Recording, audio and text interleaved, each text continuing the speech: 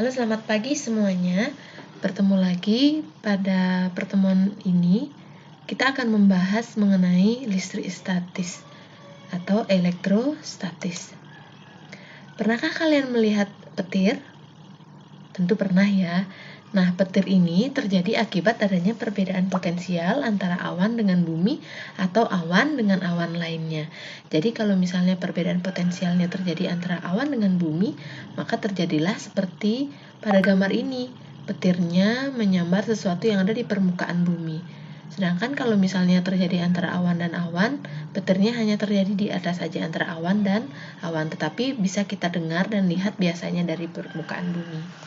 Jika awan yang kelebihan elektron itu berada di atas suatu pohon, maka pohon akan terinduksi menjadi bermuatan positif. Karena muatan positif dan negatif ini saling tarik-menarik, maka terjadilah loncatan elektron yang sering kita lihat sebagai petir. Nah, petir ini merupakan salah satu penerapan dari listrik statis atau gejala listrik statis. Nah, pada pertemuan ini kita akan membahas mengenai muatan listrik dan juga hukum Coulombnya. Untuk muatan listrik tentu sudah pernah kalian pelajari ketika kalian SMP ya. Jadi ini adalah gambar suatu atom yang memiliki inti atom dan juga elektron. Inti atom itu ada proton yang bermuatan positif dan neutron yang tidak bermuatan. Kemudian yang mengelilingi inti atom itu disebut dengan elektron yang bermuatan negatif. Muatan listrik ini ada dua, yaitu muatan positif dan juga muatan negatif. Yang tadi sudah dijelaskan, muatan positifnya itu adalah proton dan muatan negatifnya adalah elektron. Muatan yang sejenis jika didekatkan itu akan saling tolak-menolak, sedangkan muatan yang tak sejenis jika didekatkan akan saling tarik-menarik. Nah, coba kalian perhatikan gambar-gambar ini. Kalian sudah pernah melakukan percobaan ini ketika SMP? Atau SD mungkin? Pernah ya? Nah, pada saat balon atau sisir ini digosok-gosokkan pada rambut yang kering, ingat ya, pada rambut yang kering, maka elektron yang berpindah dari rambut ke sisir dan balon tadi. Sehingga balon dan sisir menjadi kelebihan elektron. Sisir dan balon dikatakan bermuatan negatif, sehingga jika didekatkan dengan potongan kertas yang kecil, balon dan sisir tadi mampu menarik potongan kertas tersebut. Ini adalah salah satu gejala listrik statis yang mudah diamati. Kemudian yang berikutnya adalah mengenai hukum Coulomb. Jika dua buah benda bermuatan listrik berlawanan jenis didekatkan, maka akan saling tarik-menarik dengan gaya sebesar F. Dan jika dua buah benda bermuatan sejenis didekatkan, maka akan saling tolak-menolak dengan gaya sebesar F juga.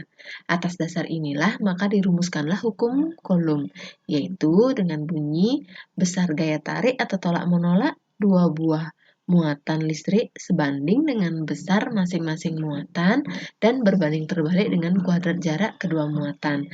Atau secara matematis dituliskan dengan F sama dengan K kali Q1 kali Q2 per R kuadrat.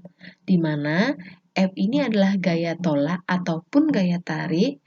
Jadi kalau misalnya muatannya sejenis disebut dengan gaya tolak, kalau muatannya tidak sejenis maka disebut dengan gaya tarik-menarik, atau sering disebut juga dengan gaya listrik. Ya, itu F dengan satuan Newton. Kemudian K ini adalah suatu konstanta yang besarnya 9 kali 10 pangkat 9 Newton meter persegi per C persegi. Ya. Kemudian Q1 dan Q2 ini adalah muatan listrik. Kemudian R kuadrat itu adalah kuadrat jarak, atau R ini adalah jarak antara dua buah muatan. Jadi itu adalah persamaan dari hukum Coulomb. Saya berikan contoh soal ya, untuk mempermudah kalian mengingat mengenai hukum Coulomb ini. Ada dua buah muatan listrik, masing-masing 20 mikrocoulomb dan minus 20 mikrocoulomb terpisah pada jarak 30 cm.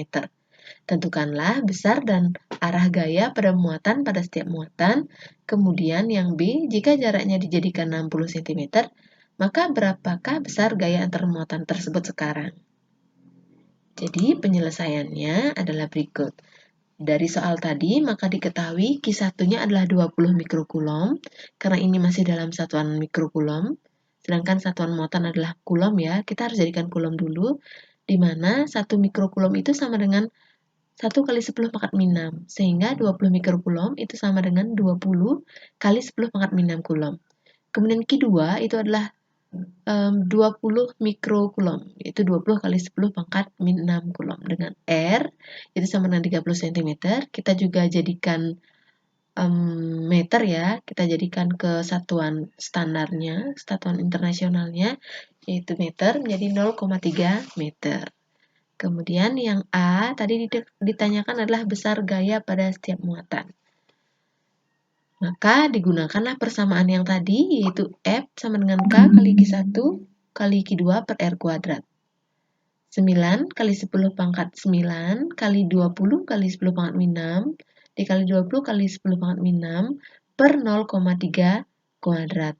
0,3 kuadrat ini adalah 0,09 ya, sehingga hasilnya adalah 40 Newton. Silahkan nanti kalian orek-orekkan lebih jelas lagi kenapa hasilnya jadi 40 Newton.